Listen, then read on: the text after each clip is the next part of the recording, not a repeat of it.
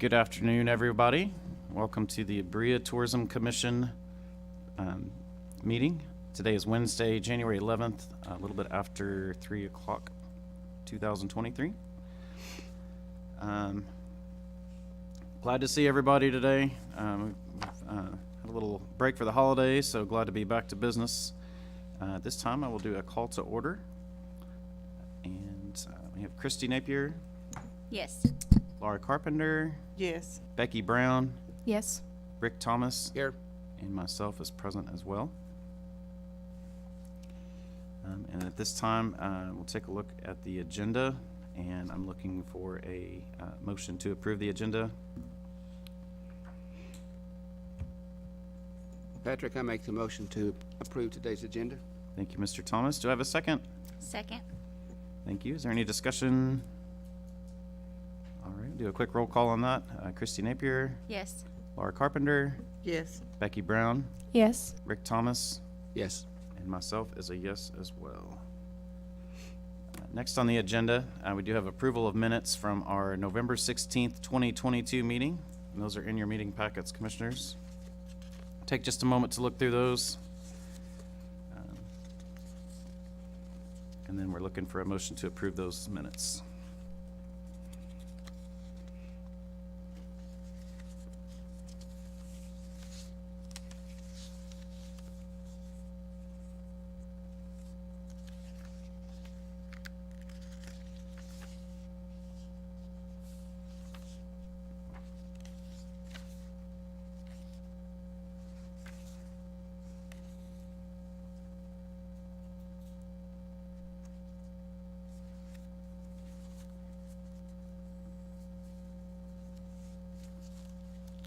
Would anyone like to make that motion?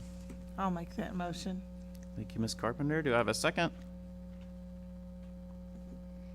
Second. Thank you, Ms. Napier. Any discussion on that? All right, we'll take a quick roll call vote on that as well. Christy Napier, Yes. Laura Carpenter, Yes. Becky Brown, Yes. Rick Thomas, Yes. and myself is a yes as well. Thank you all. This time I will ask if there are any public comments from the audience. No public comments? All right. Next on our agenda, we have a discussion of possible purchase of a trolley. And today I've got Chris Walsh with us, and he is with Public Works, and he is the maintenance manager. Chris, if you'd like to come up and take the stand, we could.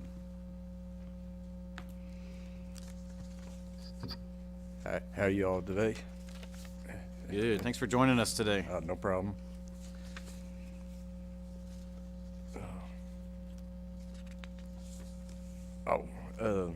So I got asked on Charlie 8557 for the CNG. I got bad news on that. The internet, Google lied to me, said that we did have 3 stations, which we do not have fueling stations for that trolley. We're Central Natural Gas. Central Natural Gas, okay. They do have some in the Lexington gas station, fueling stations, and also Louisville and Somerset. But I did look, I contacted back to this specialty vehicles, and she did send me with 3 other diesel trolleys. One of them is 8553 on your all's packet. It's a 5.9 diesel Cummins engine, and it does have AC, which the first one does not have AC, so that's a bonus. It does have 120,000 miles. The other good thing is they said that the price was $59,955, but it is negotiable. It's still on the same platform as the first trolley. It has a Freightliner with a diesel motor.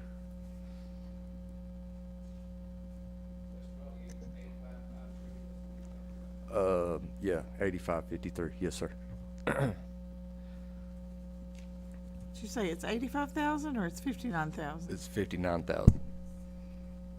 I think Chris and I both got different amounts, so he was the last contact with them, so, the final price was $59,900 on that one. Yep. And Chris, on the front of that, the tray that's, remember, I know nothing about the buses, so Right. I'm here to be educated. What is the grill down there for? Bikes, Yes, wheelchairs, yeah, or what? bikes, and they're all the trolleys from specialty vehicles that they have quoted us or we're looking at. They're all ADA, which is American Disability Act. So I think I know the first one was a bike rack permanent, and you can see where you can hang the bikes on. This one, I think we could modify it for putting bicycles or whatever we need to on that. And then I looked at another one which was 8553. Chris, could I ask you a couple Yeah. more questions? Yeah, go ahead. Guys, everyone jump in and ask, because none of us really know Right. a lot about trolleys. So I asked Chris to come, and the mayor did it as well, to really educate us as much as we could about the engines, the gasoline versus diesel, all the different things. So feel free to ask him. And if he doesn't know the answer, he's going to get it for us, yeah, you right, know. yeah. So we appreciate him doing that. And I just have a question on the engine itself, like 5.9L Cummins, what that really 5.9 means. This is the 5.9 Size. the later. Okay. So, And then on the passenger seating, 24, do you think that, would that require a CDL driver? yes. Okay. So I looked on Google. They did say that it's probably going to have air brakes, so you will have to have a Class B CDL with passenger endorsement. And Did you say a Class B? yes, sir. And is that something that you teach as well, on the CDL license? Is that a class Yes, that ma'am. we could take through Public Yes. Works? Yes, ma'am. Okay, good to know. I just got certified to teach, so I can do that in-house. if we need to. Congratulations. Oh, no problem. I think. Right. So is that an automatic transmission, or all of them that we're looking at Yes. automatic? They all have Allison transmissions. And you said they're all, anything that we're looking at is ADA compliant? Yes, yes, sir. One more question. This specialty vehicle, so I guess this trolley was in use some city somewhere in Yes. Virginia, right? Right. So specialty is bought it back from selling it as an Right. agent, or, Yes. I guess with this many miles, and I know in our surplus sales, generally we sell things that are at the end of their lifespan, Mm-hmm. and maybe the maintenance on them are too much it's better to buy new or Right, right, newer. right. I think it'd be important if whichever one we're looking at, if we go back to the user Mhm. and call and say, why did you get rid of this trolley? Right, that too, yeah. Yeah. Cummins does recommend like 350,000 miles to do an overhaul. So, we got a little leadway on that anyway. Yeah, and, at 111,000 miles, you would think we've got it should have, Right, doesn't mean it does, but it should Right. have right. some lifespan left. Mm-hmm. But just be curious to see where it was used and what their experience was with the trolley. Right. And they could have probably got rid of this one to upgrade to a newer model too. I didn't get as much info on this one as we did with the first one. I do know the first one was only in rural Northern California. But I just got the last minute info on the last two. So, I can ask and see. Yeah, I think we, need to check up on them, closer, and I think we also, not only the purchasing of the trolley, it's the operation and the labor, maintenance, what, if we buy it, we want to use it to maximum utilization, I'm sure. So what is our plan to do that? I think there's some details about the trolley. I'm not opposed to a trolley per se, as long as we could have a whole thought-out process of how we're going to operate it, who's going to operate, what hours going to operate, et cetera, because that will cost. Not only the initial cost, it's the ongoing cost. That's true. That's a good point. For service maintenance on that, Chris, do you have a clue what, are we servicing it quarterly versus once or twice a year or something? I usually go by the mileage. I mean, it's probably, I range around about 6,000 miles for service, and that's full service, oil filter, air filter, fuel filters, transmission filters, checking brakes and all that, and seeing the tire wear on that, and try to get it repaired as soon as possible. Yeah. And do you have a clue what the cost of something like that would be? Because we would, be responsible. That's a good point, Rick, the Right, maintenance of it as well. I would say Just roughly. I'd say the fuel, or all the filters and all that on our big trucks run probably $200 for service. That's just service, not Okay. including tires or nothing like that.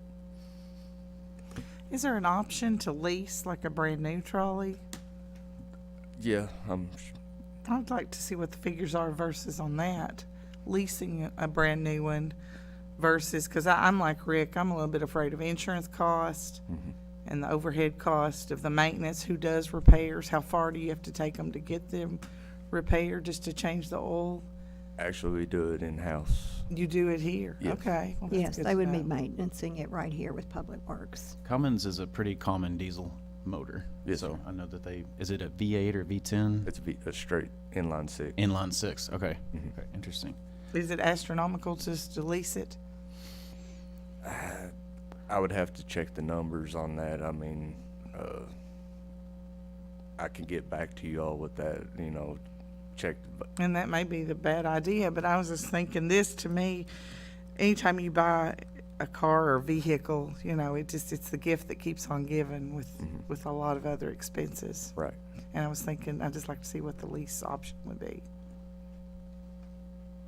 I've only checked with one, Laura, and that was maybe back in October when Bill was looking at some things for us. And on a 2-year lease, the deposit alone was 50% of the value of the vehicle, which was astronomical. But that was a brand new bus. And I was telling someone just a few minutes ago that on some of the cost, you can purchase a brand spanking new motor coach bus for $125,000 to $140,000. Again, it's like a vehicle. It's what you want to have on it when you purchase it. So I think long term and financially, we're much better off purchasing than trying to lease something. It's ours, and we would have maintenance, when we find the right vehicle, to be able to have it as ours, So, and Chris, do you see any issues with where the doors are located here on this one? On 8553? 8553? No, not Okay. really. No. And the age is, Laura, 2008, so it is an older bus as well. So we need to keep that in mind as we're looking at things as well. So, okay. Have we researched any type of insurance cost on an annual basis? I have not. And that, of course, is an additional cost. That comes no differently than purchasing a car. You've got to have insurance on everything we drive. So we would have to have full insurance on that as well, So that's something we can research more about that, and whether or not we have an employee or we hire a service to drive it, all those things need to be reviewed thoroughly. Chris, on this one that we're looking at, 8553, is that paint or is that a wrap and all those colors on that trolley? I'm thinking it's a wrap. Wrap, okay. Mhm. Thank you. If not, he's got good skills. It's a cute little bus, you know. And I did see that one online as well, and all of you have this, and the information was sent to you in the past, but it really is in pretty good condition inside. I didn't see a seat that was ripped or torn or things like that. It did not have wood paneling. Some of them have the older models of wood inside and so forth. And it does have great glass, you know, but that one is okay. And I think you have some more to share with us, Chris. Yeah, the other one I do not have. It's not in the packet. It's 8582 if you want to pass that around. It's a 2000 or 8582. It's a 07. I'm sorry. And it's a Freightliner Cummins motor with 120,000 miles, but it also has 28. You can sit 28 passengers, and it does have AC. And I forgot the price on that.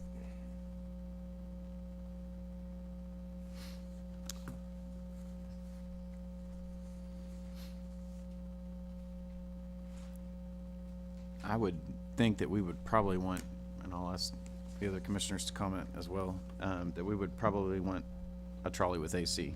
Yes. In my opinion, Yeah. just because of the humidity and I the think how we hot need it can AC get. and heat. Right. Chris, did you say this one is 28 passenger? Yes. And what is there a difference in the CDL driver? No, What it that would one still is? just require Still a the same? class B passenger endorsement.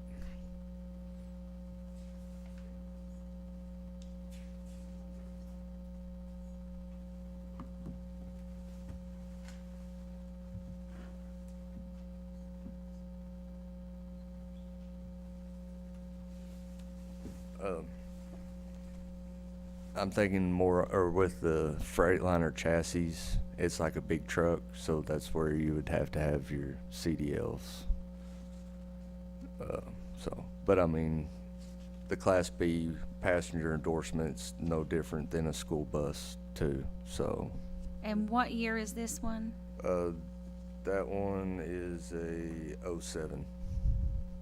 And what was the cost of this one? It's on my phone. Oh. You're fine, you're fine.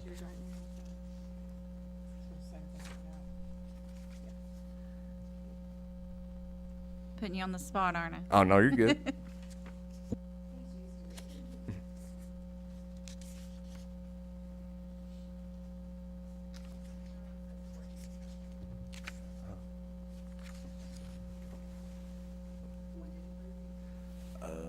No, it's 85.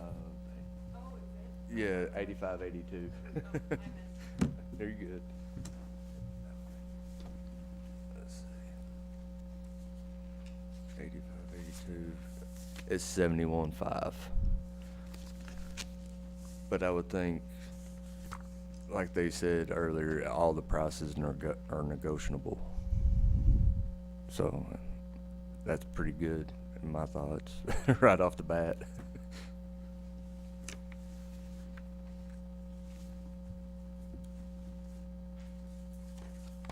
And Chris, was that diesel as well? Yes, ma'am. Okay.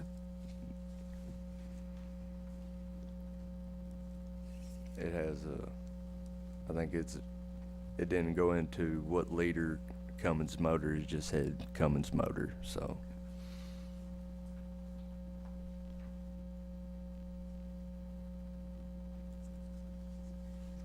Is there a huge difference with this 2011 hometown trolley?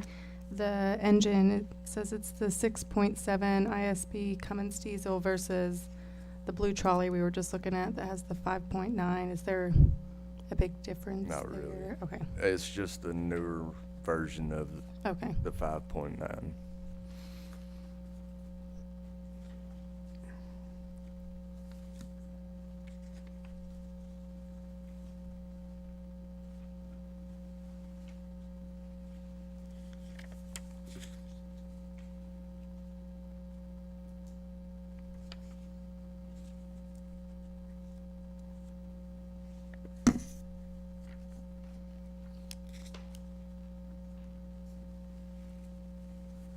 And Chris, on this last one, the hometown trolley, on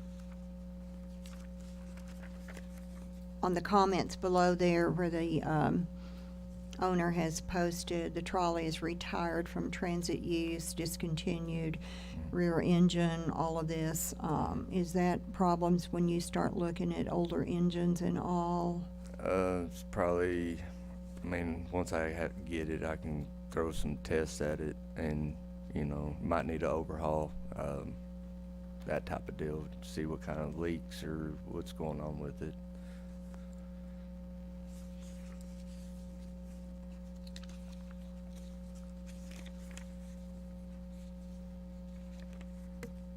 It's a pretty big bus too. It does have 2 sets of doors. I hadn't thought about that because most of them just have the one. Right. But I see 2 sets of door entrances there.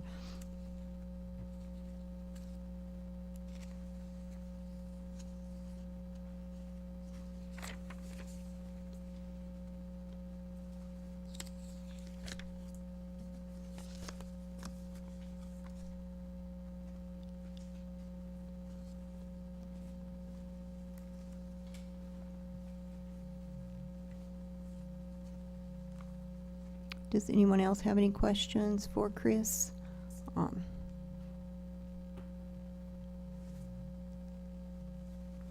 Any other questions? I'm just still, I kind of leaning towards wondering if we could look at a new one versus, I'm a little fearful of something like this with the knowledge of buying used.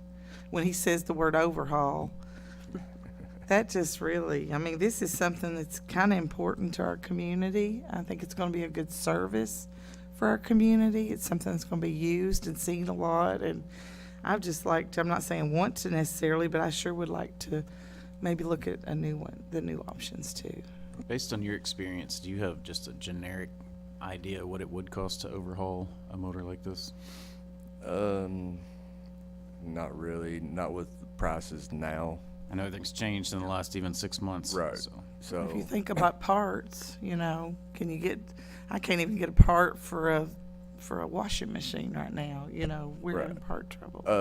with Cummins, yeah, I can get parts for it, about anything I need.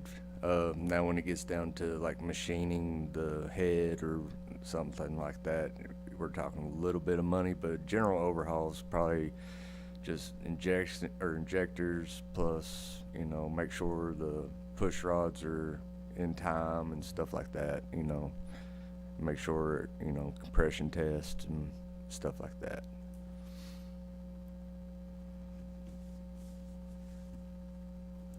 Any other questions? I think I would be good if, each one of you can say your own, but I think it would be good to really research the prices of a new trolley, with the insurance being added to that. And there's 2 of these that are possibilities. Again, it's the age on the vehicles and the service work that it might constantly take being off the road. So I think there's things that we need to decide what we want in it. And but I think we're all in agreement we desperately want a trolley, and as quickly as possible. Right. Because it is, like Christy said, and Laura, it's a great attribute to add to our city. And that would just set us atop other cities. So I'm all for getting a trolley. Donna, this is not a question for Chris, but I know the tourism department ran a trolley before. And I understand the reason we discontinued, at least one of the reasons we discontinued, is the trolley become worn out and unreliable or unsafe. I'm not sure which. But I think it would be useful to look back at the ridership of that trolley. I know things have changed, and I'm assuming that we would have the reason we're considering a trolley is running a route between the 3 or 4 or 5 different shopping districts or looking districts in the city. Maybe that ridership in the past is relevant. Maybe it's different now, but at least we need to look back and see and maybe talk to some people that were around back then and see how it was utilized, how much it was utilized, what was the problems, what strengths did it bring. Look back and see what kind of experience we had with that one as we're researching buying another one. It would also, in my mind, my question is, did other people in the city use that trolley other than for tourism purposes? For instance, did people use it to go to Walmart, or did they use it to go to the bank? Did they use it to go to somewhere else in the city? Is it, maybe there's more than one purpose of a trolley? I don't know. I think all of those are good points, and I think we could pull some data from back then. I think actually Nancy may have been working here when they first started the trolley down there at the Kentucky Artisan Center and back and forth. And I do remember personally riding it because Bill Jackson invited a group of us to, when we first started using it, to ride around town on it and so forth. And I think she served as a hostess on it for a long time on Saturdays, touring people through the city. I do know that the farmers market and Berea College did use the trolley. The college used it for the students to be able to go from the dorms to Walmart to do their shopping, take them down, leave them for 2 hours, and come back and pick them up, things like that.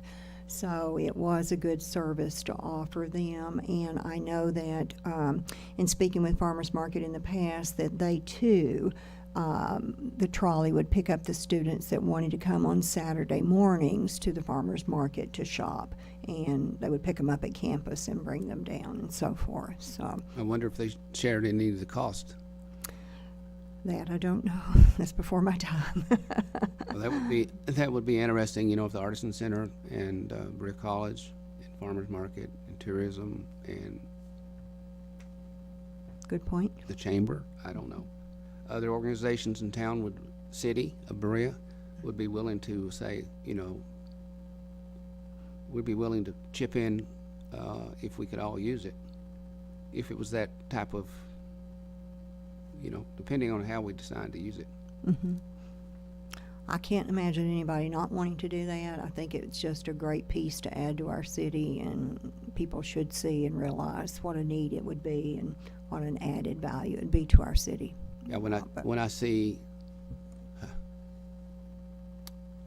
elderly people walking along glades to go to McDonald's or Save-A-Lot or wherever they're going, seems like a little trudge for them. I know there's housing there that people, they walk to do their shopping. That's true. I think that's worth inquiring about and seeing what kind of feedback we get on that as well. So we can do that. Chris, thank you very much. No problem. Thank you all. Chris. Thank you, Chris. Thanks. Next, we have Miss Donna Angel with the director's report.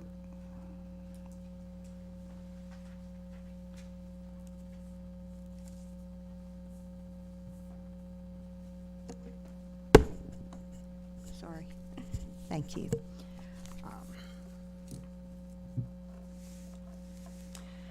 The first thing I'll start with is just a simple reminder that in our last meeting in November that you were made aware that we had received a ARPA fund grant for tourism, and we did have to put that in our budget as we talked about then. So I just wanted to remind you that we as a city are amending our budgets currently, and that has been added from your approval into the budget to go before the council to be amended and approved as well.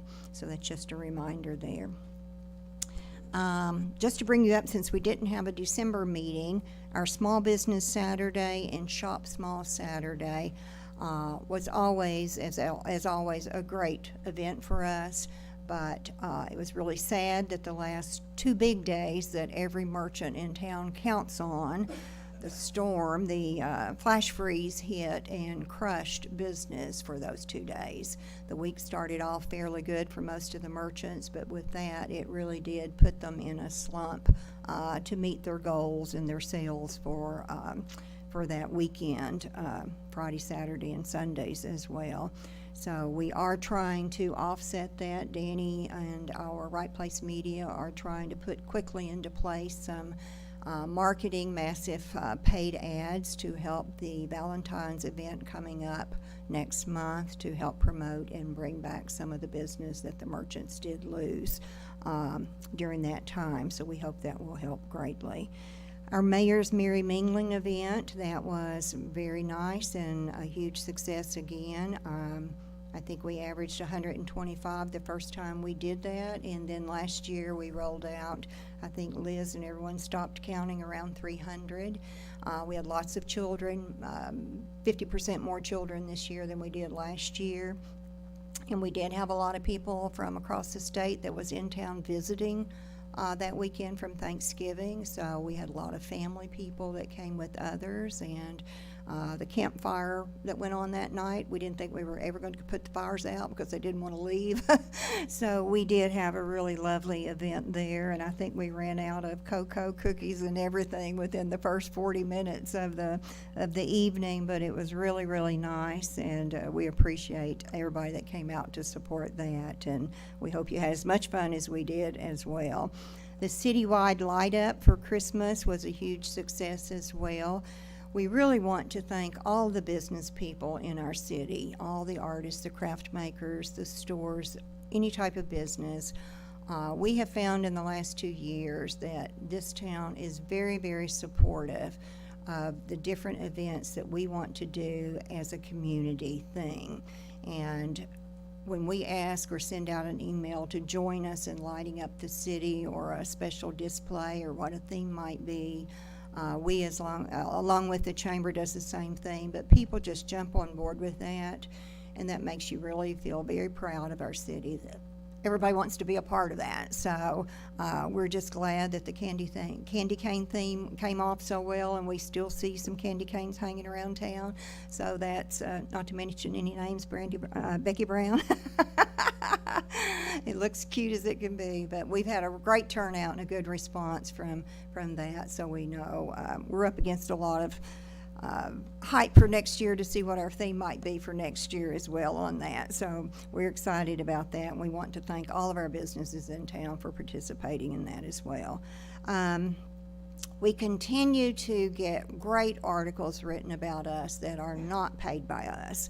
And someone once said, well, it's just because you pay for it. Well, 50% of the articles are not paid by us for those, and those are different companies from all across the U.S. that are writing, and blog writers, influencers, and so forth that really do write on their own when they're trying to research small cities of what sets us apart from a larger metropolitan city. So the recent one that I caught the other night was really a very long, and I put it in your packet, you don't have to read it now, but you can take it home with you to read.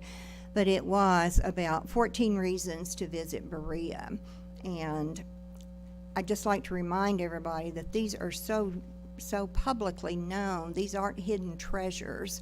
We've always had them. It's just we haven't been exposed, and we haven't promoted and marketed our true attributes that we have right here in our own city. But I'm just going to run through them quickly. And like I said, you can read your article when you get home tonight if you like. But the Berea Welcome Center was the #1 thing that people found interesting about Berea, with the L&N train station being a historical train station.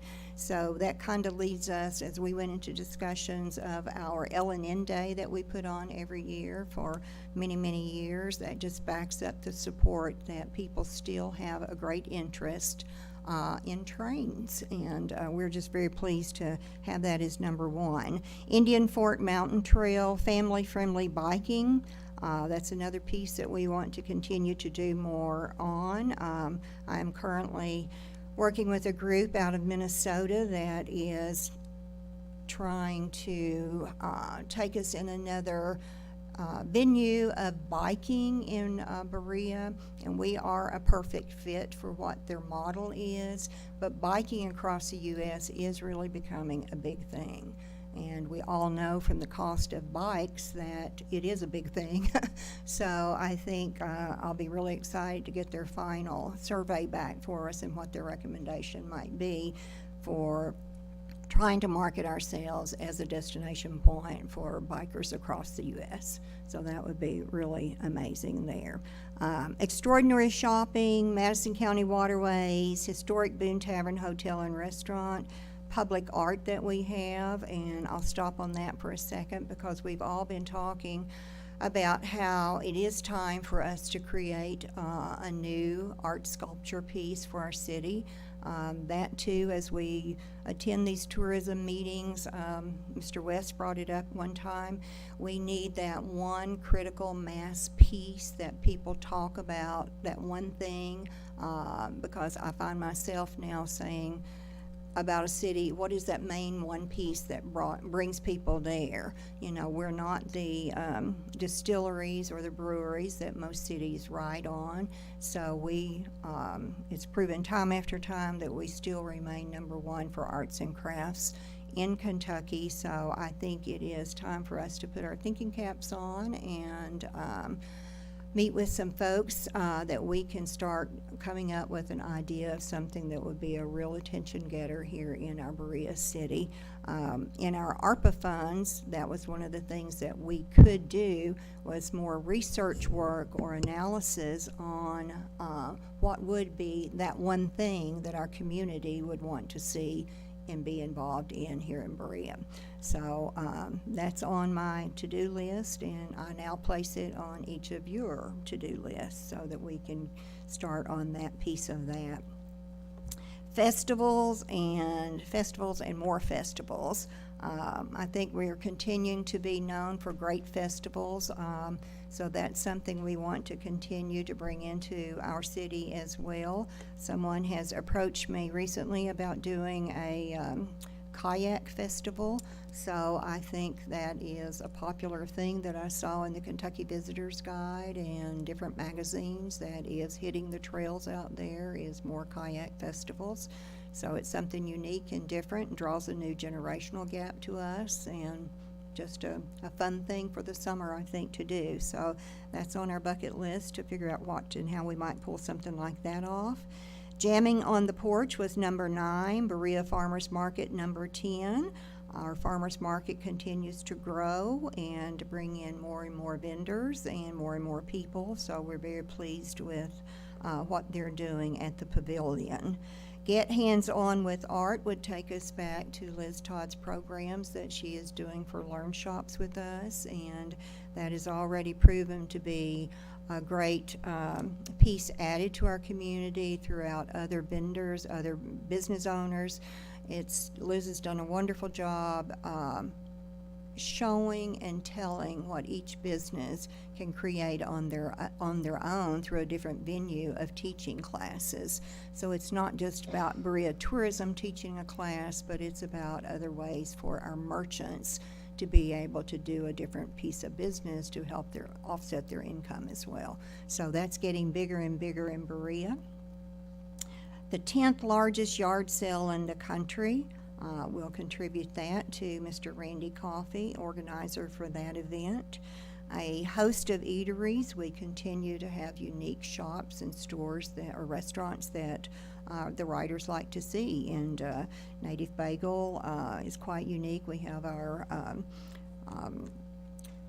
Noodle Nirvana. People look for different places that they can have an experience with eating. So I think that's a focus that we really want to interview more small business owners on and see what we can do with future uses.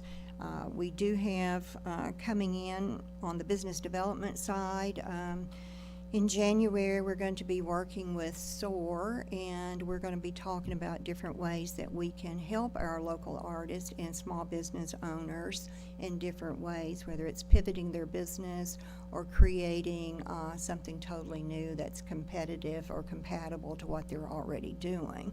So we're excited about creating more entrepreneurship in our city as well. Live performances for every season. I think between all of the concerts and the theater that we have going on, Danny has done a great job. She gets a lot of the credit for that, if not all of the credit for that, because that too has been a hidden jewel. We have terrific young teenagers that are really engaged in becoming actors and actresses, and I think if we all watched enough of the Hallmark movies this Christmas, that you got to see two Berea College graduate actors that were in these movies that were recent college graduates from Berea College. So it just shows us there's great potential there, and we do want to support our theaters as well as other performances. Our music was great this year as well. There was always someone, whether it was the Berea Art Council or it was tourism doing concerts or Miss Blair doing concerts. We had concerts going all year long. So open mic nights and I don't know, just a lot of things that just really gave people a place to be a couple of nights out of the week or on the weekends that didn't want to travel or couldn't travel out of our city. So I was glad to see that live performances for every season hit the topic as well. So those are all great things that we should be proud of, because it's not just happened, easily. Everyone that's been a part of all of these has really grown their businesses by doing this, and it's made a difference to our city as well on our revenue and our visitors and tourists that travel into here for these things. So kudos to everyone for helping out there.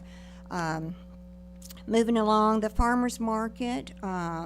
Ag Credit has presented us with a gift of an awning that will be going on the outside of the Berea Ford building, which will be shelter and protection from rain and bad weather for entering the building and running back and forth from the pavilion as well. So thanks to Danny, we have a finalized drawing on that that's been approved, and we are eager to get the awning placed on the outside of the building, which will look very good up there as well.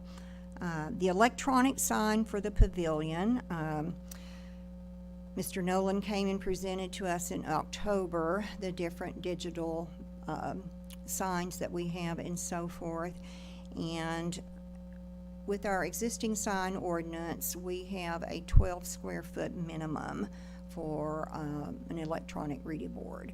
So I will be working with our codes department and going through planning and zoning and asking for, we won't call it a variance, but we will be asking for the change of the code ordinance to be redesigned to where maybe we can just automatically make it a little bit more square footage for everybody in town, so that we can offer, nothing wrong with 12 square foot for anyone that would want it, but to change that, we would have to go before the zoning, and the zoning board would have to approve increasing the square footage allowed for the billboards, whether it's us or anyone.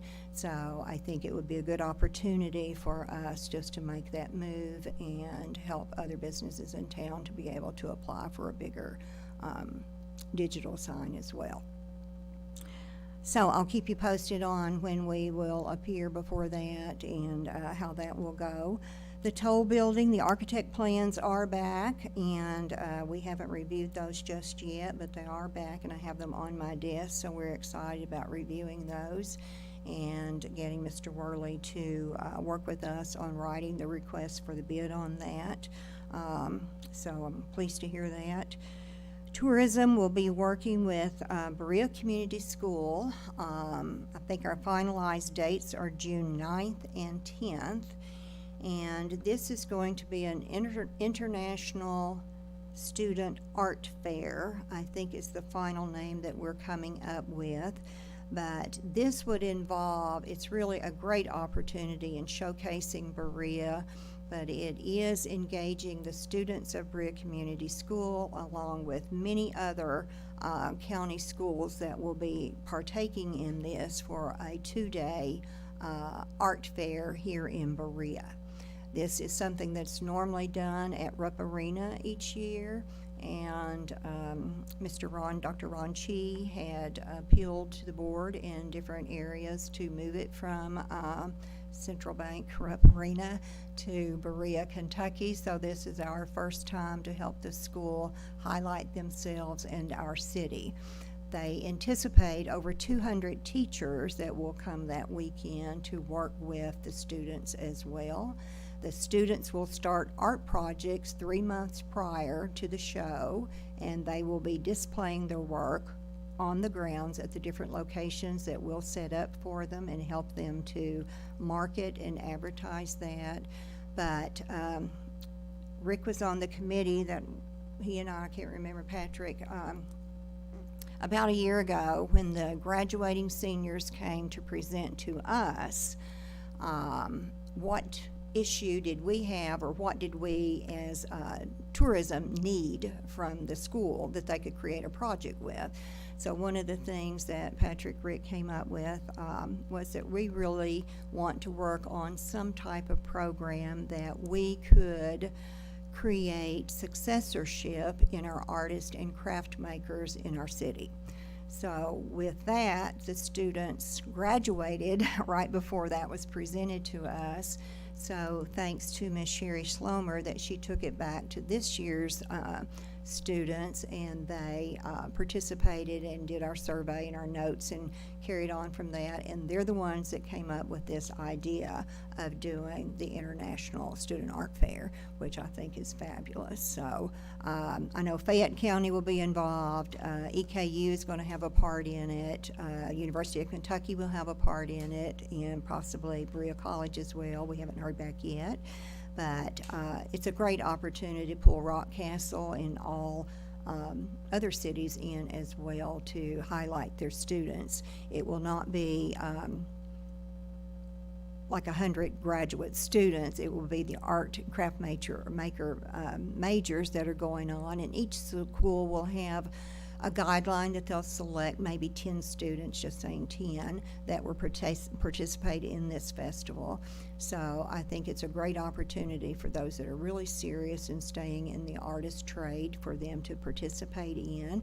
And I think Ms. Newman from the new Ignite Tech School will be participating with us in the culinary art school piece of it. So we'll have students that are majoring in that will be able to do some specialty cooking or different things like that at the fair as well. So it's really good. We'll keep you posted as we move along, but we're excited.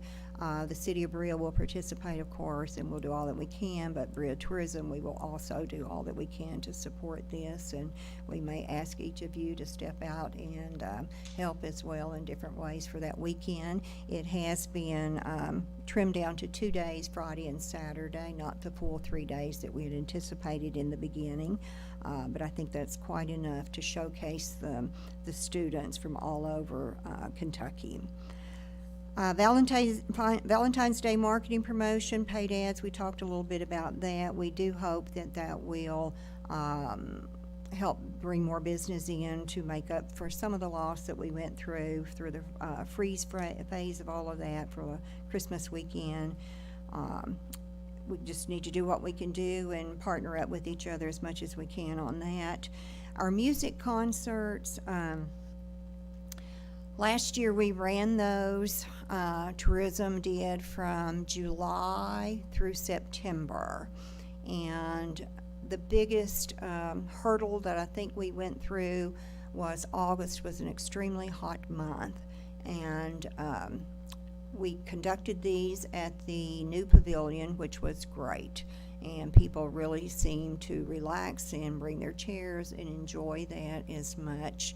So we want to continue this if you guys are feeling that we are going in the right path with doing that and so forth. I think we may bypass August because of the heat, and so forth. I think the pavilion is a beautiful place to showcase and do more things there for it as well. And I think we may have, what I'd like to ask you to think about today is, since we used our funding remember our fiscal budget starts July to June. So our concerts were covered under our first budget last year, or this year actually.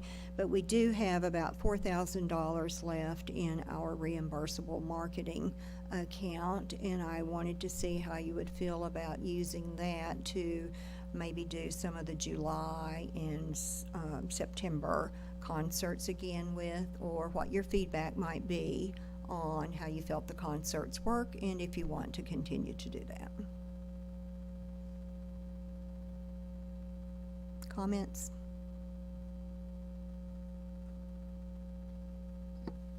Donna, I would be in favor of that. I mean, as we've talked, the more discreet, the more events we have, what's going on in Berea, Kentucky this week or this weekend, the more small and large events that we can have, I think the better.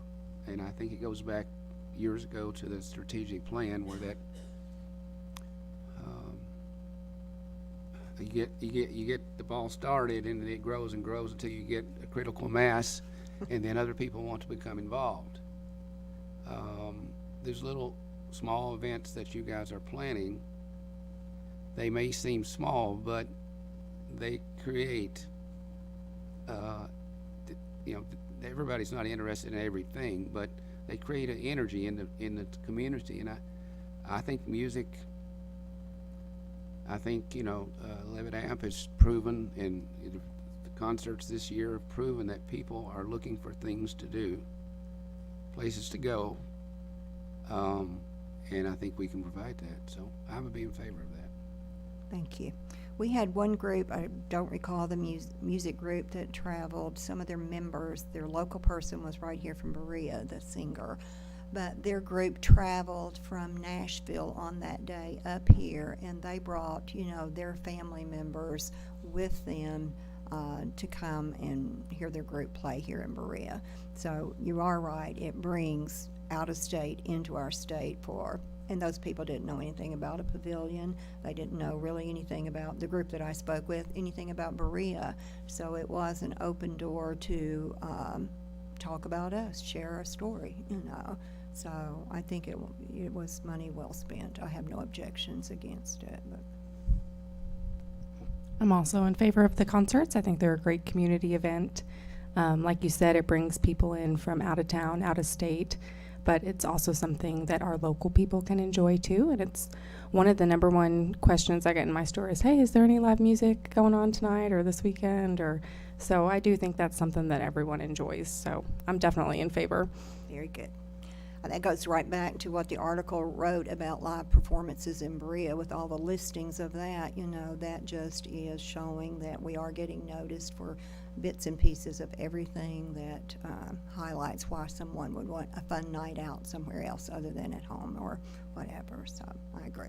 I think that's probably the best advertising you can do to get people to get here is to have events and reasons for them to come. So I'm also in favor. Very good. Laura? I'm in favor too. Thank you. I'm in favor, and I will just say that I remember when we were talking about this last year, and you were looking for groups, how many people responded to Oh, that. yeah. Yeah. That was overwhelming, and then trying to jury those was something else. So Jeff Ritchie stepped in from Berea College and he did an awesome job of selecting, a different variety every Saturday night that presented a different style of music. So it really was good. And I will share with you, if you'll go back maybe 3 years ago, one of the things that we heard constantly, all of us as residents here, was there's nothing going on in Berea, But today, last year, wrapping up 2022, we had in this community, not just tourism, but this entire community had 411 events that happened here last year. So as Rick said, one leads off on the other, and it is just an open door. The more you do, the more that will come, and more that will bring dollars and enjoy our city and come back, you know. So that's really good news. All right, then Mr. Chair, may we ask for a motion to use the leftover $4,000 for July events? If possible, June, we may move them up depending on the weather, because none of us know the weather, but if we could use this $4,000 in June, if it's weather permitting, we'll do our concerts and start them early in June. Would somebody like to make that motion? I'll make that motion. Have a second? Second? Do a quick roll call. Christine Napier, Yes. Laura Carpenter, Yes. Becky Brown, Yes. Rick Thomas, Yes. myself is a yes as well. Thank you, thank you. The City of Berea, along with the tourism staff, we are in full swing. I'm surprised that Danny has any hair left already, but we are really excited about kicking off the Berea Craft Festival. The marketing piece is in the works, but before the marketing piece hits, we have a lot of new letters, guidelines, checklists, and different things like that we have to prepare to go out to the possible vendors that will be coming, and, you know, the restrictions, guidelines that would go with that. So Danny has wrapped that up for us this week or last week, and those are going to be heading out. Some of them are already out. We have placed it on live on the Craft Fest visitberea.com webpage, so it's up and going, and we probably already have, I'll just say, 25 to 30 people that are already emailing their stuff. We haven't even asked for it yet, but they're already emailing their juried photos and their stories to us. So we anticipate it being just a really terrific Berea Craft Festival again this year. Just really pleased with that. We've had one meeting with that to kind of finalize or organize everything that we'll start with, and we'll follow up with the end of January, our next meeting on that. We do tourism will be participating in that, and we do hope to use a lot of the Berea City employees as well to have fun with them working on this project as well. So we will keep you posted as we move along on that, and we very much so would like to have each of you a few hours each day or a day to participate in the festival as well out there. So Rick and Patrick are always there anyway, so, but I'm sure Miss Becky, you will be doing a booth. She had an awesome booth last year. She's the only one that survived the rainstorm Friday night, but that was a mess, but we expect that. If we're dry and crying for rain, we can always count on the Craft Festival to bring us rain, you know, so we'll just hope for the best that day. Just a nice congratulations to Danny Gift, who graduated December 2nd from EKU with her public administration degree. So we are very proud and happy to have her with us. And she has just made a world of difference in our entire community. Danny works with the local merchants as well to help them. We understand that not everyone can afford a graphic designer. They cannot create their own pages on their websites or different things. So Danny has been super good about meeting with some of the clients to help them get started on how we do all of these different pages and so forth. And I know from the emails that I get just this week, 3 alone, that she's been out to assist, has been really super appreciative of what she's doing to help them with their business. So with what we have to offer, and hopefully with what SOAR will bring in, and our own small business personal coach, Valerie Henderson, we have great opportunities here that we can do more with our small business vendors, merchants here in town for that. The last thing on my list, I would just remind you that Governor Beshear announced last week that Kentucky Personnel Cabinet Deputy Secretary Lindy Casebeer will become our new Tourism, Arts, and Heritage Cabinet Director. Mike Berry, whom we've all worked with for years, did an excellent job, but it was time that Florida looked really, really good to him, and he wanted to go retire. So they have relocated and ready to go to Florida and have a good life there. And Lindy K. Spear comes to us with great, great experience on the economic development side, as well as the tourism, arts and heritage council. So we have a very good person that we can work closely with on different programs, and he's very open and receptive to meeting everyone, and he will be visiting with us soon. So I would like all of you to be present when he gets to come and visit with us as well. So that will conclude my report, and I will take any questions that anyone might have. Don, it's not really a question, but you mentioned SOAR and their willingness to become involved in local business. Is it all businesses or specific businesses that they're looking to support? The lady that I will be working with will be small business, and in that category, that is an arts and craft shop, that is an ice cream shop. What they have extra funding for it this time as well, and with the programs they offer, some of the things we've already decided we need help on with some of our small business owners is how to manage their finances, the budgeting process, their tax returns, a lot of that. So a big role of that will be with them coming in to teach classes, and we will be using our city community room over here and getting those classes. We used to do those years ago. It was not through SOAR, it's Community Ventures and different groups like that, and we use local people.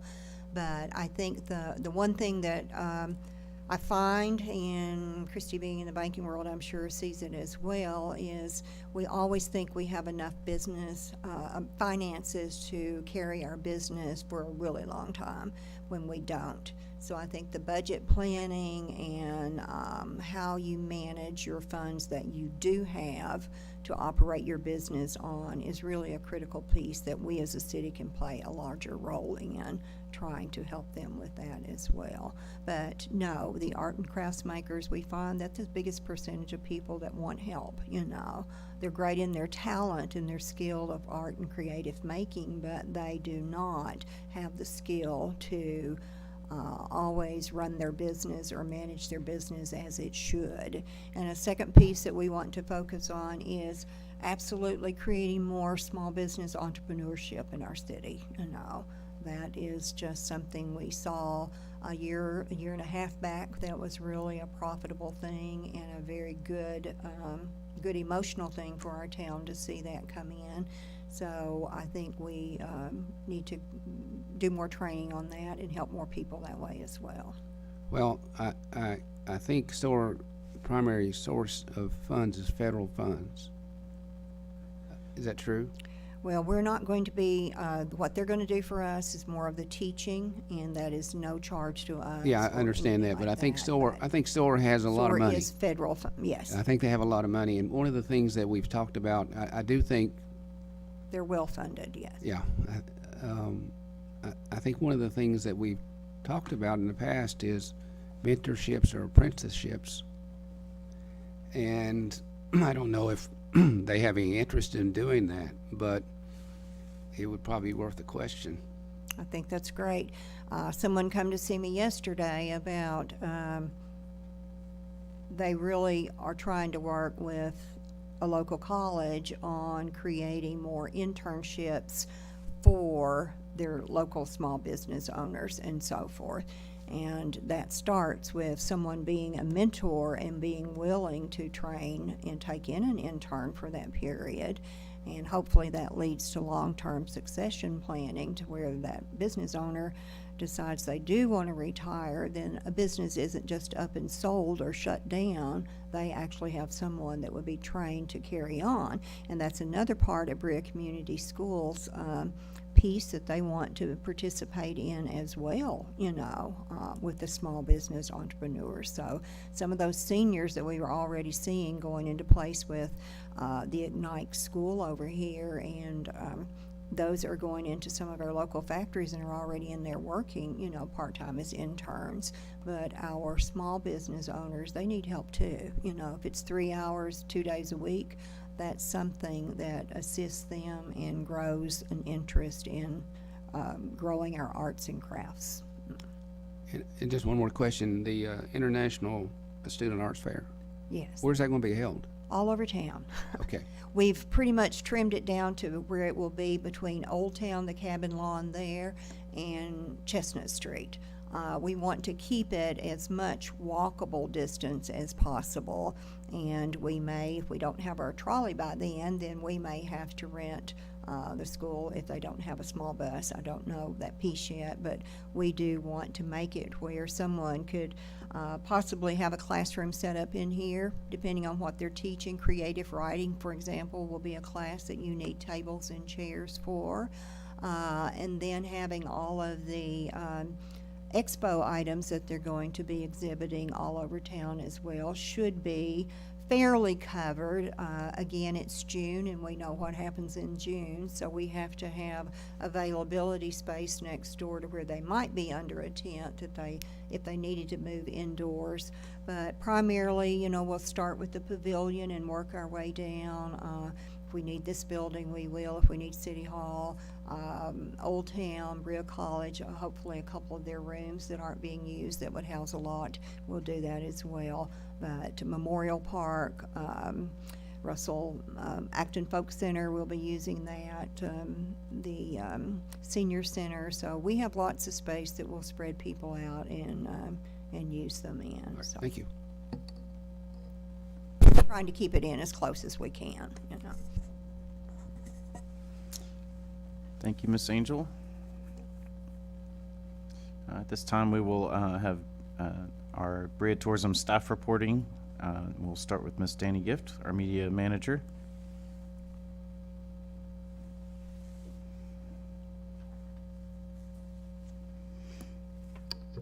Thank you so much.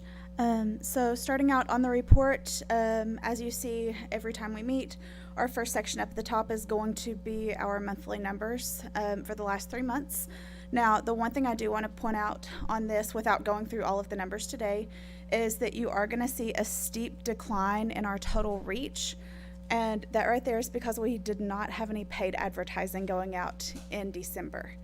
Now, that's one of those things that we had talked about before is, you know, we get so much extra attention, like just to our page in general, once the paid advertisements start going out. And, you know, I think a couple months ago I had showed a graph where you could see the spikes when our paid advertisement starts and then the dips when it doesn't. Well, right now we're in one of those dips. However, that is getting ready to come up since we're getting ready to do all of that Valentine's Day marketing, and that will help bring more attention back to our page as well. One thing that I am pretty excited with, though, is the fact that even though our total reach dipped, our engagements didn't. I mean, not enough to really make a difference. So people are still liking our things, sharing our things. They're still paying attention to what's there.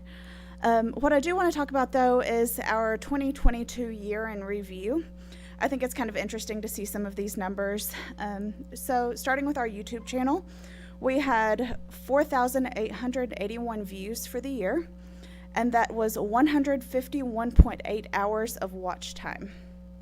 So when you think about the fact that a lot of these videos on here are 1:30, 2 minutes or less, that's a lot of watch time just on our short videos on YouTube. As for our Facebook, we had 1,109,720 accounts reached.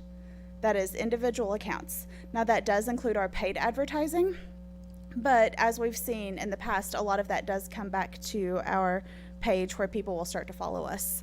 In terms of followers, we gained 1,847 new followers.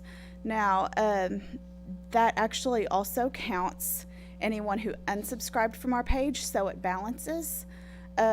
So, for example, we might have had 1,850, but maybe 3 unsubscribed. And so the number that they give us is basically like your net profit in followers. As for Constant Contact, you get the same thing. We had 3,784 new subscribers to our email lists for our weekly and monthly newsletters. And today, that is a total of 14,651 that we email out to every single month. We have a 42% open rate, and that is 1% above the industry average, but it's 10% over last year. So that's 10% over 2021. With a 6% click rate. So basically, anytime we put links to anything in our newsletter, if they're clicking on that link and going from the newsletter to someone's website, that is our click rate. It is 6%, which is 5% above average. The industry average right now is less than 1%. So we're pretty excited with that.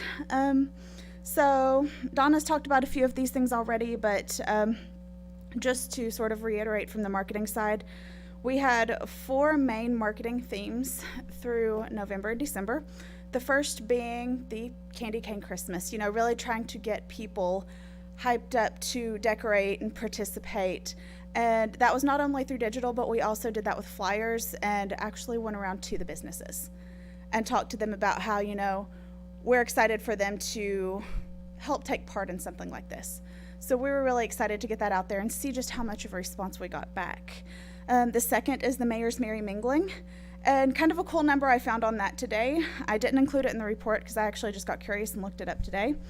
But all of our Merry Mingling posts altogether were shared 142 times.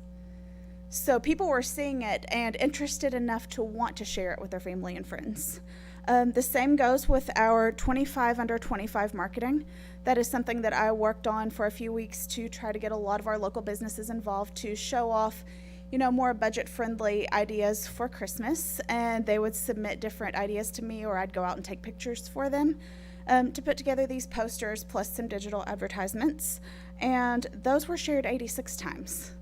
So people were taking pride in the fact that there was something that Berea had to offer.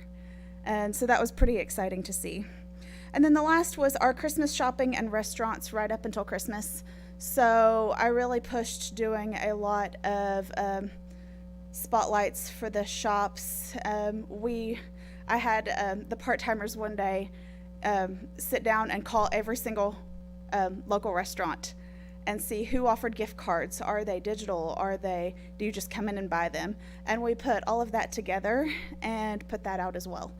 So that way, we were offering more options than what I believe we have in the past. Now, going into January and February, we're working on our Valentine's Day marketing.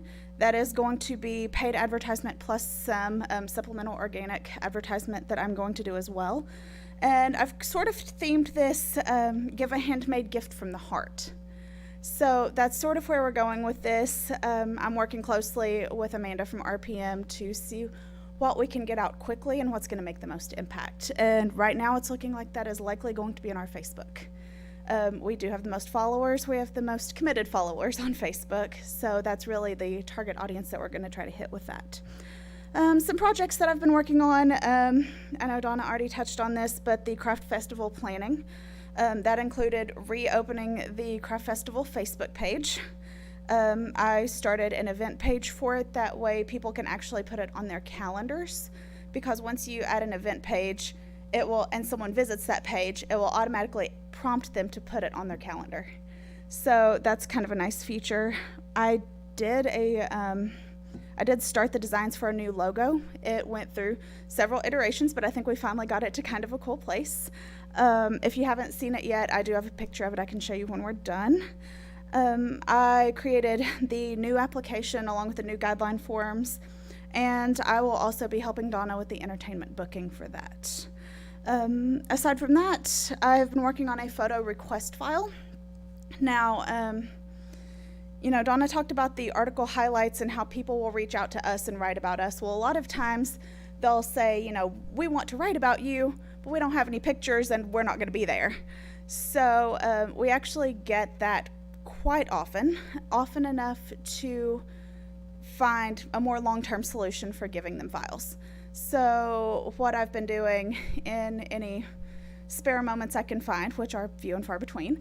But I've been digging through all of our hard drives, and there are many hard drives of photos that have been taken over the years, finding the absolute best of the best and putting them all into one Google Drive file that we can share the link to.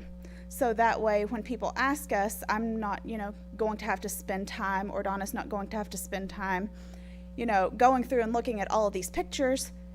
She can take that link, or I can take that link, put it in their email, and say, pick what you want.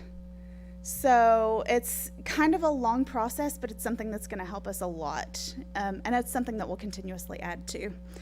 Other than the signs that we've been working on, I'm also currently working on a new banner and tablecloth design for Ethan's motor coach conferences. The goal is to get something out there that is bright and bold and makes people want to come to your table. So that's something I've been working on. I know you all have seen the toll sign. It is bright, and it catches attention. So that's really sort of where my focus is going right now, is what can we do to make people from 100 feet away say, I need to go see what's at this table. So that, I believe, my goals for this year. So I do have 5 primary focuses that I would like to work on this year. The first is increasing our Facebook engagement to 4,000 average per month, which isn't too far off from where we are now. But I believe that number is absolutely attainable as long as we are consistently pushing for people to share things and, putting out the kind of content that people want to share. So with our Instagram is kind of, I like to call it unknown territory, because some months it does really well and you can do relatively the same thing the next month and it drops off. So it's something that I'm still really playing around with, trying to figure out what is drawing attention. And after some research, I found that a lot of people are going for more of a storytell feel. So storytelling in terms of, not every single post is going to be about something different, but maybe do a series of 5 posts, 10 posts that continuously tell a story. So that's something that I'm looking into, something that I think will draw some attention. I'm going to hopefully get back to doing more video work. It's this time of year, it's a little hard to get out and film between the weather and other commitments, but my plan is to do at least 2 new short videos a month. That will include spotlights on our shops, our artists, our restaurants, all of our nature scene, everything like that. And in terms of location tagging, which is the next one on the list, with that, what I'm trying to do is every single time I mention a business, I want to tag them, because then all of a sudden it's going to pop up on them too, and they're going to be more likely to share it. That's something that I started, I guess, about 2 weeks ago, and I'm already starting to see good results from that. Making sure that not only we're tagging them in the actual comment section or the text section, but when it asks you for a location, tagging yourself as being there, because that's helping them. By showing up on their feed, but it's also helping us by them wanting to share what we're doing. And then the last thing is focusing on trending hashtags on Twitter. That is like chasing a moving target, because trending hashtags change every single day. So that's something that I'm going to spend some time on and see what I can do that can get more attention on Twitter. That is an area where we kind of struggle. Even with consistent posting, we don't have a great following on there, and I'm going to start digging into how we can start to change that. So that is all I have. Any questions, comments? Questions? I'm very impressed. It sounds like you are working very hard, and I like your enthusiasm, and I can see the numbers growing, and I love your goals. Good luck. Thank you so much.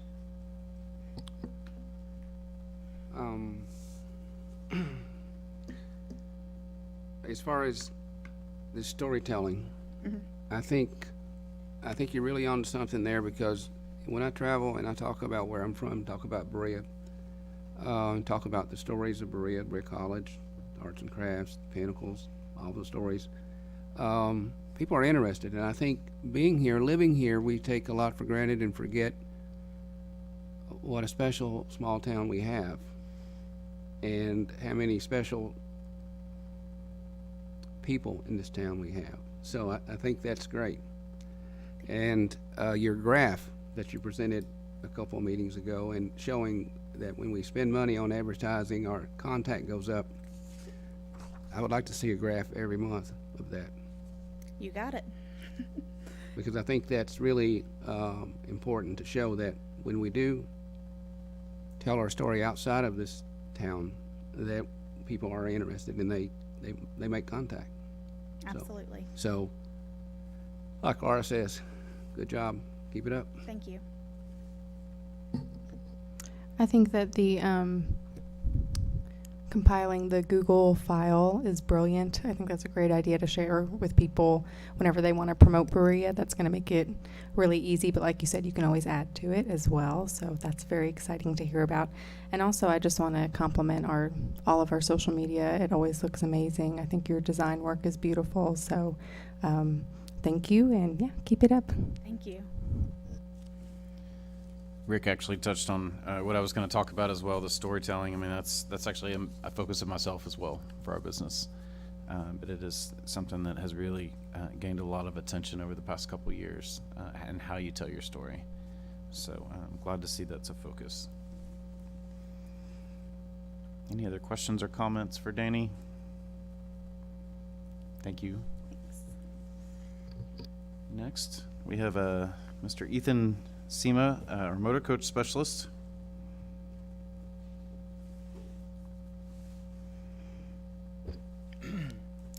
Good afternoon. It has been a long time no see, so we'll get started here. I've done some of the kind of end of the year totals for our buses here. I made this beautiful chart that you can see here. 2018 we had 28 buses total for Berea that went through our motor coach specialist, and then in 2019 we had our highest number that was recorded. I went back through because I have access to all the older files, so I went back through, and 55 is our highest ever. And then, as you see, COVID-19, I just did not even worry about 2020 or 2021. So this year we did 50 buses, and that takes us only 5 off of our highest ever recorded. So that is great to see that we are already back recovering very well due to the pandemic. And then we go to the next page here, and it is another wonderful chart that I've made. So what we're seeing now is that group travel is trending upwards again, and people are slowly coming back. The group travel industry is thinking that 2023 could be some of our highest numbers yet. In figure 2 down there, you will see that in our highest year in 2019, we had close to 2,000 visitors that were just bus only. And then this year we did close to 1,700. We're short about 300 visitors, and that is that 5 bus gap between 2019 and 2022. So it's great to see those numbers coming back here. As we are gearing up for the new year of traveling planning, I will be attending ABA next month, February 3rd through the 7th. That is in Detroit, Michigan. That is the American Bus Association Conference. The appointment deadline ended on January 9th, and I'd recently talked to other tourism commissions within the state, and they said, you get 15 or so appointments meeting with these people. It may not be worth it to go, but if you're getting 20 to 25, well, then you need to go. Well, we have, as I checked at the end of the day on January 9th, that number on there says 30 to 35. I think we are right at 40. So we have 40 appointments with me meeting with group travel companies from all over. I really try to put a focus on the Pennsylvania market because that's something that I would like to open up to. We have Canadian companies that are wanting to come here. We have New York So that's exciting. Surprisingly, there's some Los Angeles companies that want to meet with me. So that'll be good. When traveling to these conferences and bringing business back with me to Berea, I've been using, or I will be using, our new group tour planner that I gave you all and passed them out. It's been forever since I've been able to see you all. So these are our group travel planners that I've designed. Took me and Donna quite a while to decide on one. So if you open this up, this has a lot of information about our town. Covers everything that I could think of. And then on the back, here we have my contact information. And then the QR code is provided there, because what we're seeing now is that a lot of these people do not have room in their luggage to haul these back. So they are wanting a digital file of this. So they can go on our website. That QR code will go straight to the Visit Berea, and then they can download this exact group tour planner to their computers. Then let's see. So on the back here, on the last page, I recently went to the Travel South International Showcase in Louisville this year. That's where it was being held. That was in November, and I just did a quick summary of what that really was. That was a first time for Berea Tourism. That is where Travel South will do a domestic showcase, and then they also do an international showcase. This is the first time that this has ever been held in Kentucky. So it was a really good opportunity, and the state wanted us to participate in that. This means international showcase means that they are from all over the world traveling and coming to our state, which is a really good opportunity for us. A statistic that is crazy to me is that the international traveler only makes up about 1% of what we see.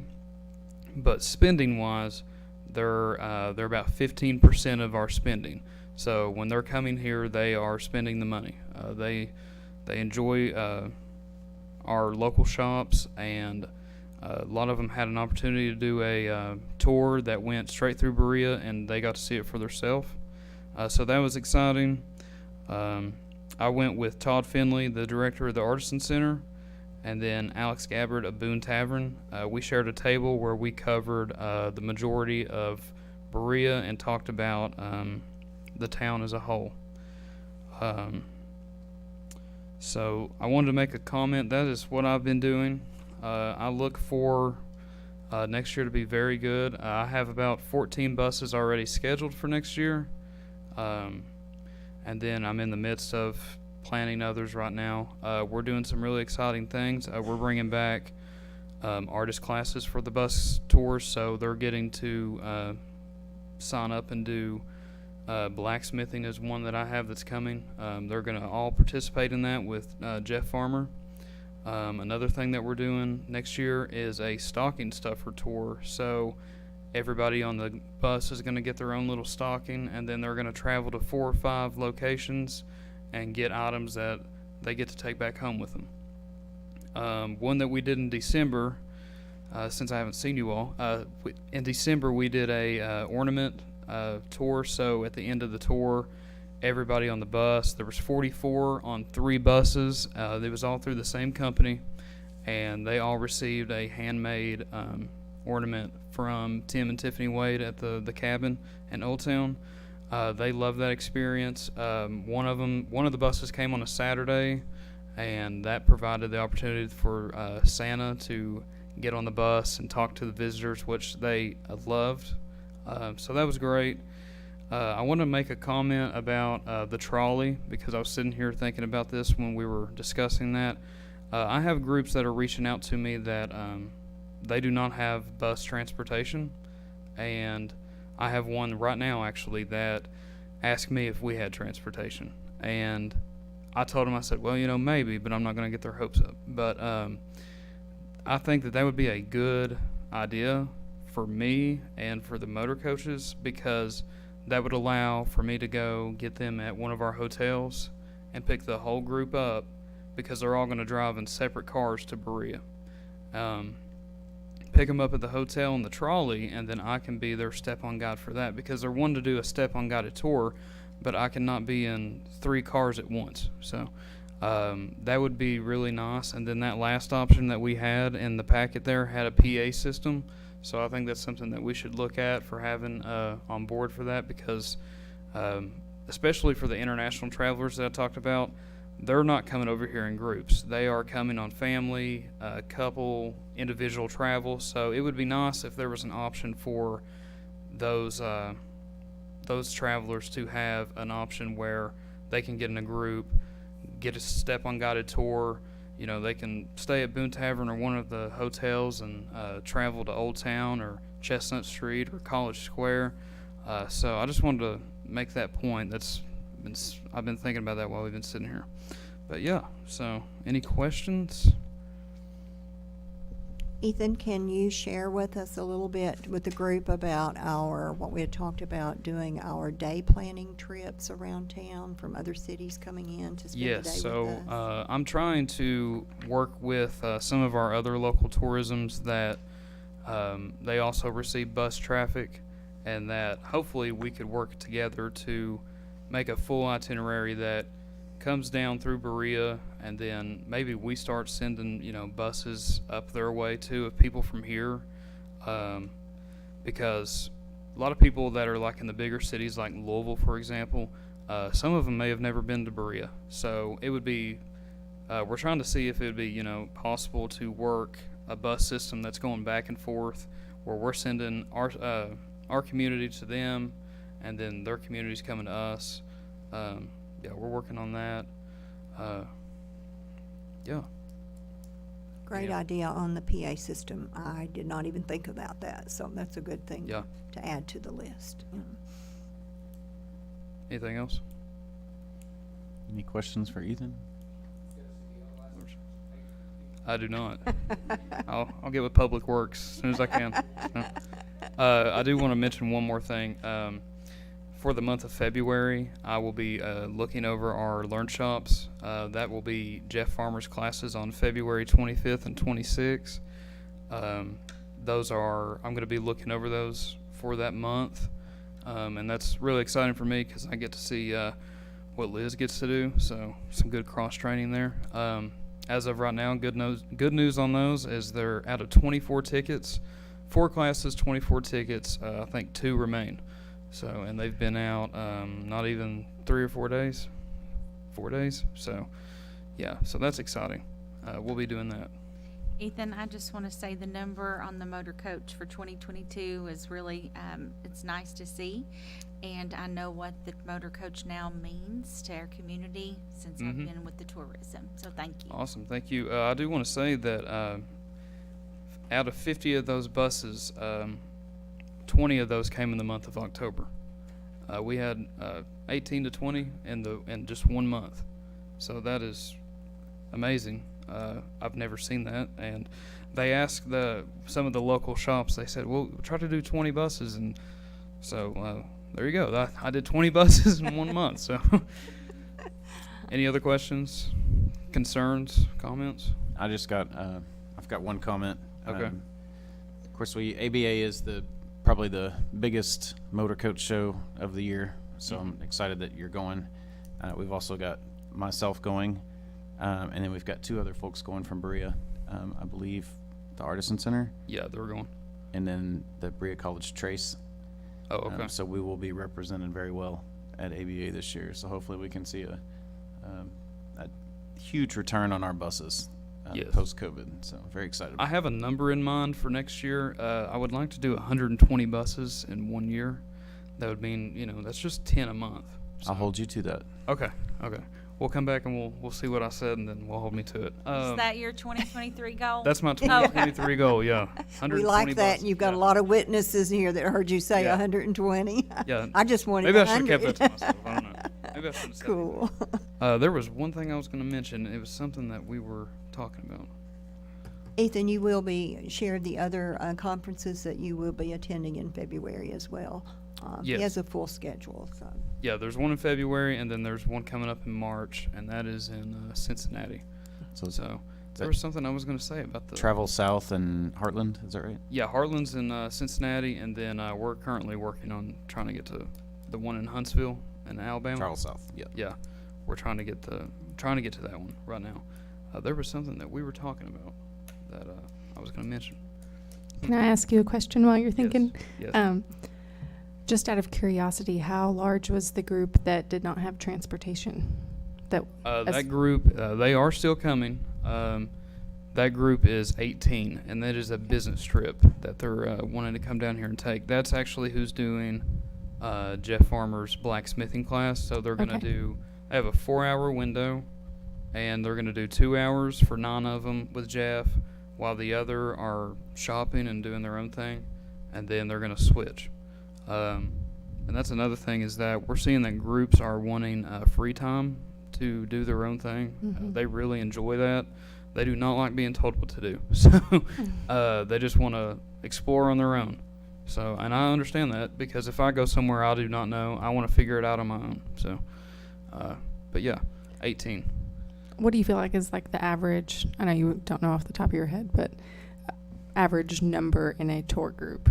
Like I feel like a lot of the time when you send them, it's like 40s. Do Yeah, you feel 40, like that's 44. We had 3 in December that were 44. Okay. When I say the average is probably like 35 to 40 okay? are coming in, and then the average age is probably 50 to 80.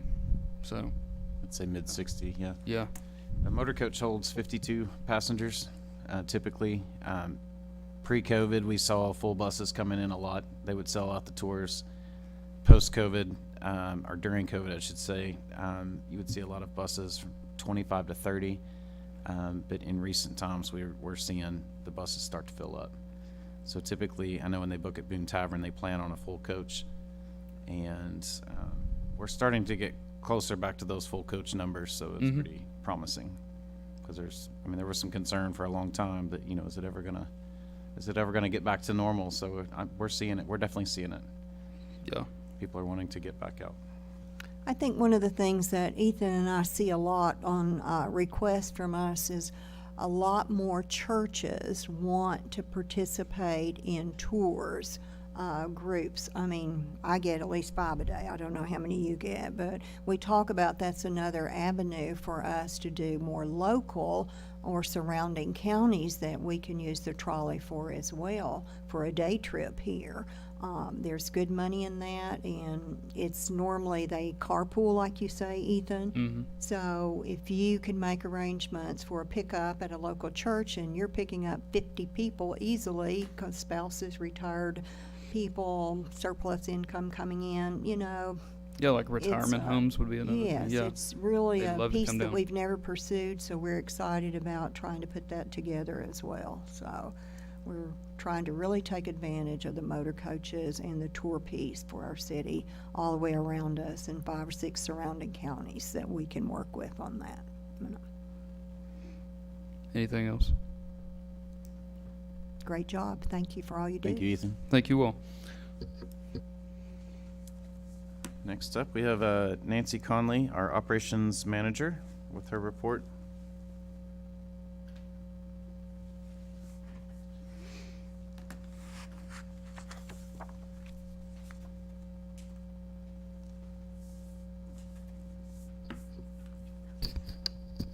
Good afternoon, Commissioners. As we exit 2022 and enter 2023, Happy New Year, everyone, and I'll join everyone else giving you some year-end numbers. We'll first start with December, and in your package you have a full visitor count chart, so you can look at some of those numbers and compare those statistics. But December of 2022, we welcomed over 1,124 visitors to the Welcome Center.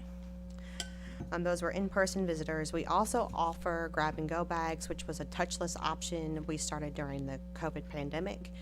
So folks didn't have to come into the building to get their information. For December, we had 17 grab-and-go bags that were picked up. If you look at your comparison chart, you'll notice December numbers were just a little bit over the numbers that we had last year in December. But I'm going to echo, excuse me, what Donna had mentioned about the weather in December. That Christmas week was just not good. We had kind kind of low visitation during that week. It was normally a really big week for all of our shop owners, artists, craftspeople, local galleries, boutiques, florist shops, and it was just kind of a low week. So let's make sure that for Valentine's Day we get out and support all of those shops. Remember them. Looking at 2022 totals for the year, we had 16,848 visitors for the year. If you compare that to the last couple years, it has increased quite a bit. We're still a little bit down from pre-pandemic numbers. We had an all-time high in 2019 of 19,445 people. So we continue to grow our visitation numbers, and so we're excited to kind of see those numbers increase after the pandemic. Phone calls at the Welcome Center. Our part-time team, they stay really busy providing support to all of our full-time team members, all of our initiatives at the Tourism Welcome Center, greeting all of those visitors, helping out in every area. They do all kinds of things from maintenance and janitorial skills to being that person on that phone call. And so this year they answered over 1,700 phone calls. Looking at our visitor guide leads this year, it's kind of a normal number you all are used to seeing now. Our top 10 states still remain the same for where folks are requesting information on us from. But 2022, we ended the year with 1,845 visitor leads from that Kentucky Travel Guide. Last year, we had 1,593, so 1,593 last year. We've grown a little bit in those leads received from the Visitor's Guide. The new 2023 Visitor Guide is out. You can request those at the Kentucky Tourism website, and we have requested ours today for our office, so hopefully we'll have those soon.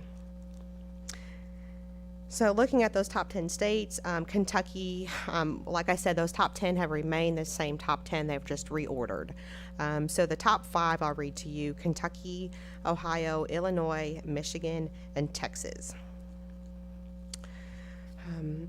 Where we weren't able to kind of share information with you last month, I'll have some November information mixed in here to share.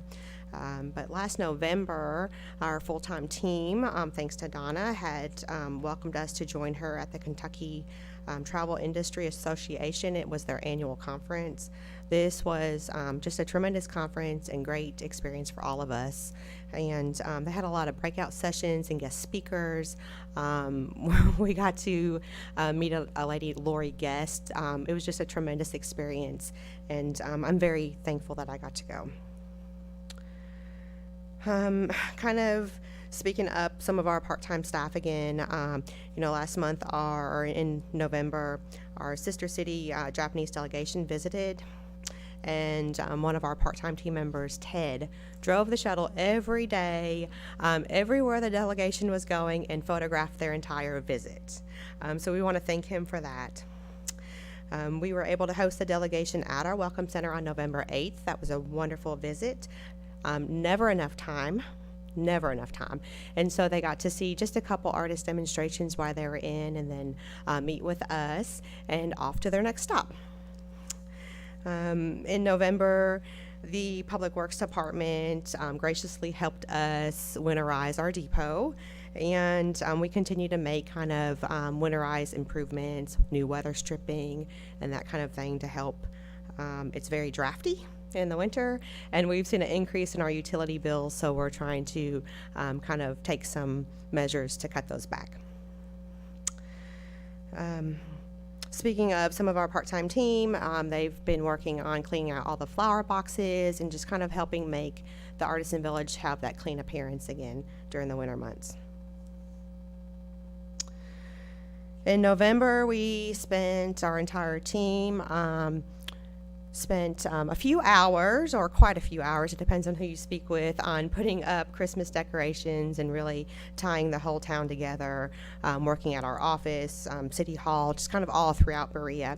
And all of those decorations came down the first week of January.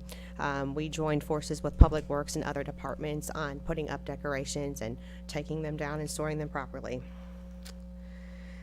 The Kentucky Association for Environmental Education held their conference at Boone Tavern at the end of November, early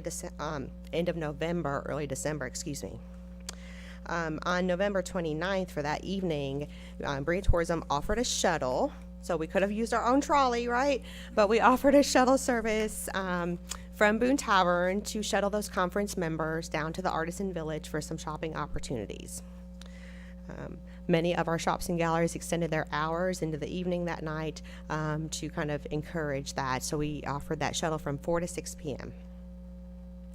I see that there's probably a lot of opportunities like that to use that trolley. You know, anytime that there's a conference in town, we can encourage the flow of those conference members throughout Berea, offering special shopping opportunities or other activities and events for them to partake in. We're excited that our team is fully staffed, as you know, but they've all kind of completed their 90 days, their initial 90 days with us. So we're really excited to kind of get through that first 90 days of training, continue to train and kind of grow our skill levels in different areas. In December, most of our full-time team members and myself had the opportunity to join Mayor Fraley and speak with the Leadership Madison County group. That was a really good treat. We got to present on our roles in tourism. And looking at some of the other things that happened in November, December, Liz Todd and Danny Gift were partnered with Kaylin Wilson, and so the Welcome Center was a drop-off location for the Room in the Inn Coat Drive. You all, there was such an overwhelming display of kindness, and just the coats that were dropped off and the items that were dropped off was in abundance. And it was untelling 3 or 4 times, or maybe 5 or 6 times, Kaylin Wilson and her team came to pick up items at the Welcome Center. It was just wonderful to see the community come together on that effort and provide items to folks. In addition to the Merry Mingling event where we had Santa, we also had Santa 4 more times in December. 2 of those times we partnered with local other departments or businesses in Berea. And so the one was a partnership with the Berea Parks Department, and we participated in their Where's Santa program. So Santa makes an appearance at different businesses over a couple-day period in Berea, and so we were on his path. And then the last visit that Santa made at our center was through a partnership with the Madison County Animal Shelter. And I had no idea that we were going to have the turnout that we had for that. There were numerous humans, but pets as well, that came to get their pictures with Santa. I mean, it was untelling how many cats that were in arms and came in carriers, dogs coming in. It was constant. I didn't work that day. I brought, some kids by to take pictures with Santa, and it was busy. Danny was running back and forth, and all the team members going out to lug off 50-pound bags of dog food or 40-pound bags, or they seemed like 100-pound bags once we got them in the building. But that day alone, they collected over 300 pounds of dog food, and so that was a kickoff for a dog food drive for the animal shelter. And we continued to collect dog food for the following week, and so that was a very, very successful event, very fun. I wanted to do kind of a tenant spotlight, give you some updates on some of the businesses in Old Town and in some of our locations. And so the Cabin of Old Town, I'll start with them. And during this month, they will be closed unless it's just an absolute beautiful day. So they're working on building up their inventory. They have new holiday-specific items they're working on, and so they'll open sometime in the beginning of February for their kind of regular schedule, and they'll have some Valentine's themed items that they're going to add this year. Becky Brown Jewelry, and so she's stocking up on all those special enamel jewelry items for your Valentine. And she does seasonal drops of different exclusive items that are available in limited quantities. And so you can find those in person or online at beckybrownjewelry.com. Market 69. They are continuously receiving new stock, new makers. One of their new makers is Raven's Nature Family Farm. This is right up my alley. So they have Buckeyes, fudge, gourmet cookies, and more. They'll be doing spotlights on special gift items every week on their Facebook page until Valentine's Day. So you can check that out and kind of keep up to date on all the new makers and items that they have coming in. Last but not least, a little Southern Class Florist and Gifts. As you know, it's not just a florist shop, but for Valentine's Day, there is a special. So if you order your dozen of roses before February 1st, you can get a special rate on those at $60.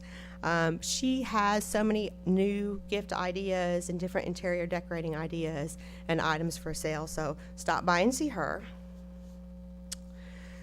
One of the last things in the written reports that I provided was the Berea Welcome Center winter hours.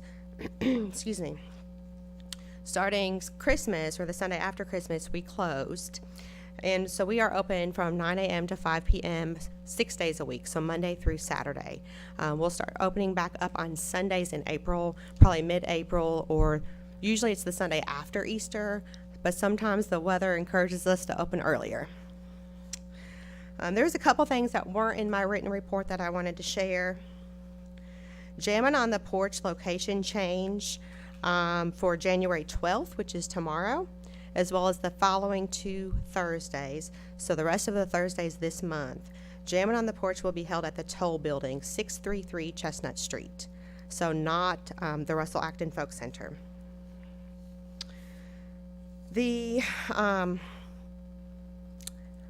I'm following everyone who shared some goals, and I wasn't really aware or prepared to share any goals as I'm still kind of developing those. But a couple things I quickly jotted down. I'm going to continue to look at and efficiencies and saving opportunities and all of the supplies that we use in all of our activities. So I'm going to continue to do that and hopefully save us some more dollars there. I'm going to continue to work with, but really focus on working with and growing other skills with our part-time team. A lot of them have expressed interest in learning more Microsoft Word programs or things of that nature, and so I'm really interested and encouraged to work with them on growing a lot of those office skills that they may not have, but that we've been growing. And so one thing about our part-time team is there isn't anything that they're not willing to try or accomplish, and they really have offered tremendous support in every effort that we've had all year round. So that is all that I have for you all. Was there anything that you wanted me to talk about with the trolley? Or anything that you... I'll say thank you for a great job done and really working well with the part-time staff and really being a motivator to them that they have so much potential and we need and want their assistance in all areas in taking them to different skill levels. I think that's very important to grow our tourism, but to grow our city as well. So thank you for doing that. Thank you. I just want to tell you how beautiful I thought Berea looked through the holidays. Oh, I yes. loved your flags. I loved the tree down here. I mean, I could go on and on. I just thought it looked really better. I think it made even Berea College seem like they kind of spruced a few of their lights up this year. And I really appreciate it. You do a fabulous job.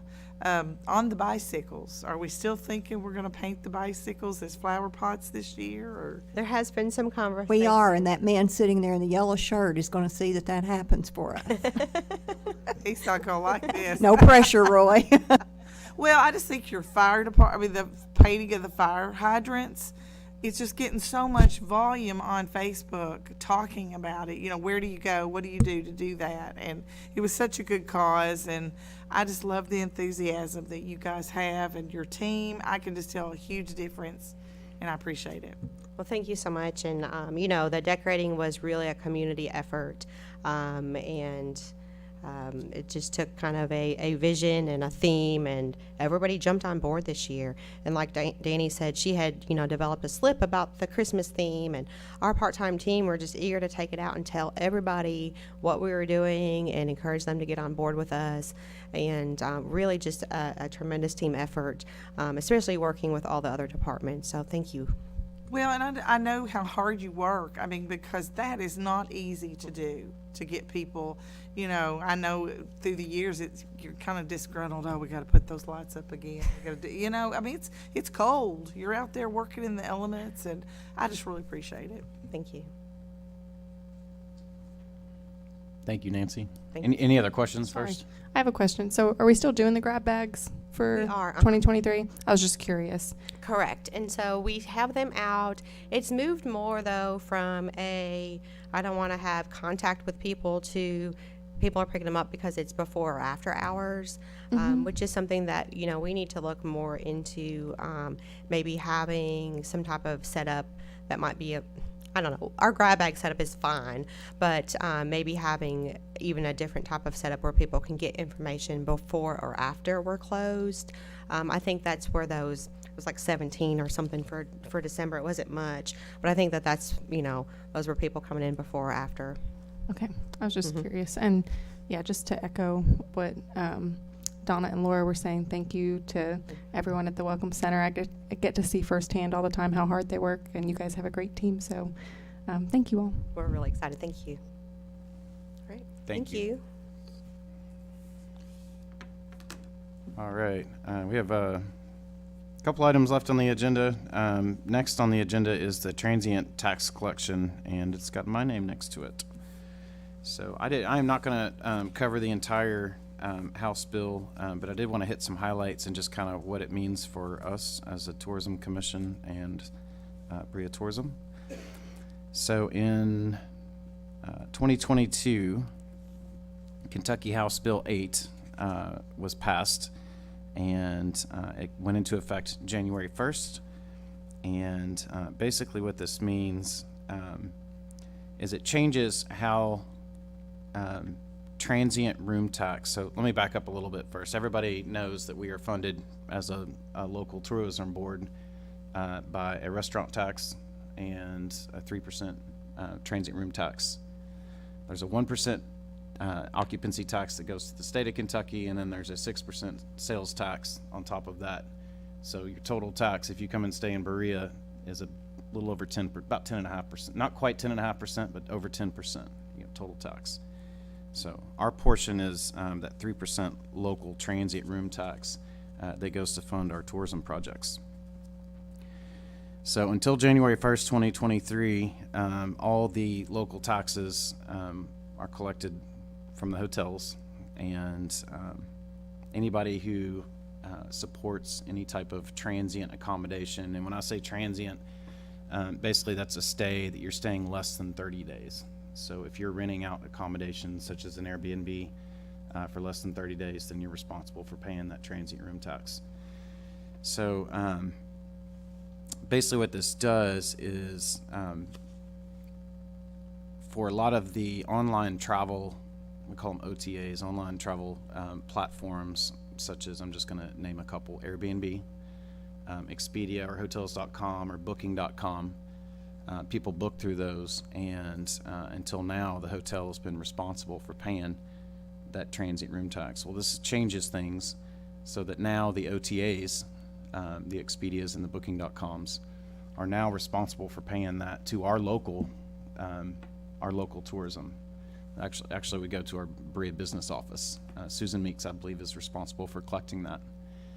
So this is going to change a little bit, and to me, it was a little bit scary to think about. Oh my gosh, think about how many cities there are in Kentucky, and everybody collects a little bit of a different amount percentage-wise of transient room tax. So how is all this going to play out? So I wanted to just really kind of bring it to everybody's attention. I did reach out to KTIA, the Kentucky Travel Industry Association, just to kind of have a conversation, make sure that we were all clear, which is a great resource, by the way, for the travel industry here in Kentucky. House Bill 8 did take effect January 1st, so it does not affect anything that happens the before January 1st, 2023. But starting now, your hotels are no longer going to, they're no longer going to pay that transient room tax if it's sold basically to a third party, one of these online travel entities like Airbnb. They will all be responsible for paying that portion. So it's really going to be important that we're noting, what we're collecting and kind of really watching that, I think, especially in the first year. Let's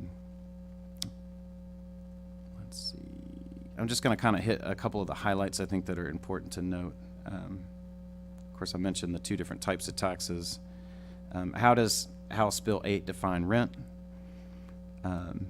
Prior to House Bill 8, there was not a definition of rent in the transient room tax statutes.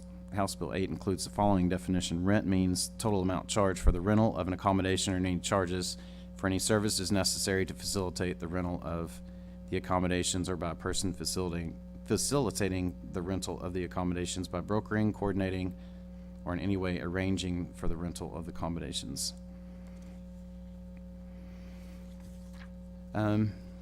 The taxes are imposed on the rent for every occupancy of any suite, rooms, cabins, lodgings, campsites, or any other accommodations charged by any hotel, motel, inn, tourist camp, tourist cabin, campgrounds, recreational vehicle parks, any other place in which accommodations are regularly furnished to transients for consideration, or by any person that facilitates the rental of accommodation by brokering, coordinating, or in any way arranging for the rental of the accommodations for consideration. Does House Bill 8 require short-term rental platforms, Airbnb, VRBO, etc., online travel companies to pay the transient room tax? And that is yes. So if you're renting your Airbnb out, and maybe you have a couple Airbnbs, Airbnb will now collect that tax for you and pay it. So actually, it makes your life a little easier. Up until now, you've probably paid it on your own if you're managing an Airbnb. Now, if you still rent it on your own as well through maybe your own website, you are still responsible for paying that tax. Does rental amount include fees, commissions received by those that facilitate the rental of the accommodations? Yes. Definition of rent in House Bill 8 includes any charges for any services necessary to facilitate the rental. Does House Bill 8 eliminate any entity or person from paying the tax that was previously required to do so? Yes. House Bill 8 has the effect of relieving the transient room tax liability of the local property owners, which I mentioned. Those are kind of the main things I just wanted to kind of bring to everybody's attention on House Bill 8. It is very easy. Obviously, there's some FAQs in everybody's packet, but it's very easy to find as well. You can get online and just Google Kentucky House Bill 8, and it will give you the full bill and when it was passed and all the kind of the background behind it. In my mind, although there may be some hiccups in the beginning, I do know that the bigger companies such as Expedia and Booking.com are being very proactive in managing the process. From my understanding, on working with the third party on ensuring that everything is going to be paid, and it should be pretty seamless, and that's our hope. The good news for us as a tourism board is anybody who is renting through Airbnb. Because these are becoming more and more popular. More and more people are buying vacation properties and managing and renting them through these online platforms. It is difficult, in my mind, for a city office to try to manage every single person out there to try to collect these taxes for the local commission. But when you have Airbnb, which are VRBO, which are huge companies. If I'm running an Airbnb, I want to be part of that, and I want to sell my my room or my cabin through Airbnb, and now I don't have to worry about they will pay that on my behalf. So, just wanted to kind of touch on that since it is after the first of the year, and that is now in effect. Are there any questions that anybody has on House Bill 8? Do you know yet, Patrick, if you know, as you rent an Airbnb, you get all these services included in that and so forth. So if a cleaning service is included in my $1,000 for the week stay or whatever, is that cleaning service going to be taxed as well? According to this, it looks like it's mainly just taxed on the room rate, but I will clarify that. I sent Mr. Phillips an email because I couldn't find it in the language anywhere, things like that. Were they going to be taxed into the full amount or not too? So I don't think know. you can tax on housekeeping. I don't think so. I think it is mainly just on the room rate. So say everything that my service include, you know, I'm selling you, just for example, you know, you're coming to stay in my Airbnb and you're going to pay $200 for the night. That $200 should include everything I need in order to service that. And that I will pay tax on that. They will pay tax for me on that $200. Does that make sense? That's my understanding. Cleaning is that cleaning in that $200? I would say so. Typically, didn't think you're you gonna could. press your product to sell. I'll forward his response back to everybody so that we all know, because we're going to get calls on all of that, Yes. you know. There's just a million, like you say, it's going to be really up in the air for about 3 months on all of this.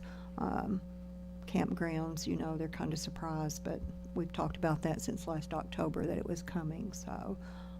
There are a lot of amenities that go with all these things when you start renting that. Utilities at a campground, you pay additional, some of those charge maybe an extra $25 for you hooking up for X amount of days, blah, blah, blah. So how is that to be taxed and so forth?